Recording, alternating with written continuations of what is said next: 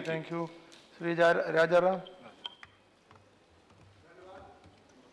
उपसभापति महोदय, छत्तीसगढ़ सरकार द्वारा जो महानदी पर बांध बन रहा है, जिससे उड़ीसा सरकार को ये आशंका है कि महानदी पर बांध बनने के बाद पानी कम मिलेगा या पानी नहीं मिलेगा, जबकि छत्तीसगढ़ सरकार का कहना है कि अगर ये बांध बन भी जाता है तो 25% छत्तीसगढ़ और 75% उड़ीसा को मिलेगा।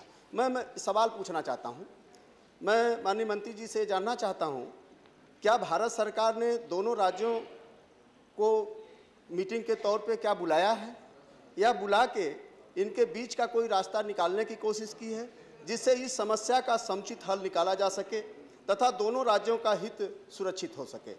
महोदय, इस तरह मध्य प्रदेश सरकार द्वारा भी नर्मदा नदी पर सरदार सरोवर बांध बनाया गया, जिसमें महाराष्ट्र, गुजरात और मध्य प्रदेश ये 3 स्टेट उससे प्रभावित होते हैं।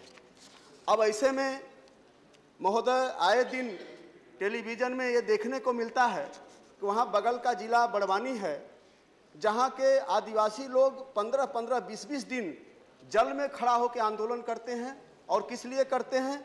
क्योंकि जब बांध बना तो उस समय उनको मुआवजा और विस्थापित दोनों बात सरकारें ने की थी, लेकिन आज भी उनको नहीं मुआवजा मिला, आज भी वो विस्थापित नहीं हो पाए हैं।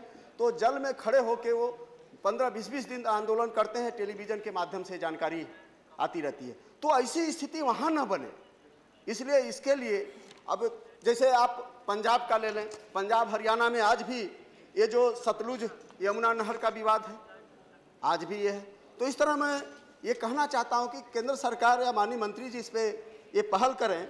और इसके साथ साथ मैं ये कहना चाहता हूँ कि ये बांध जो बनता है, तो ये सरकारें जो बांध बनाती हैं नदियों पे, तो ये ज़मीन किसानों की लेती है, ज़मीन मजदूरों की, गरीबों की, और जो गांव उसमें आते हैं वो या तो आदिवासियों के आते हैं, दलितों के आते हैं, और ये गांव लिए जाते हैं और ये पूरा भरोसा दिया जाता है कि आपको बसाया जाएगा, किसानों को इसको फ़ायदा मिलेगा।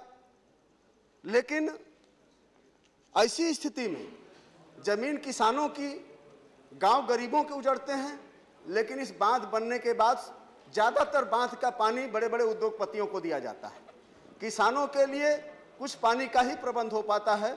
तो इसलिए मेरा ये मानना है कि जब ज़मीन किसानों की, गरीबों की, तो उस बांध का ज़्यादा से ज़्यादा फ़ायदा गरीबों को मिलना चाहिए।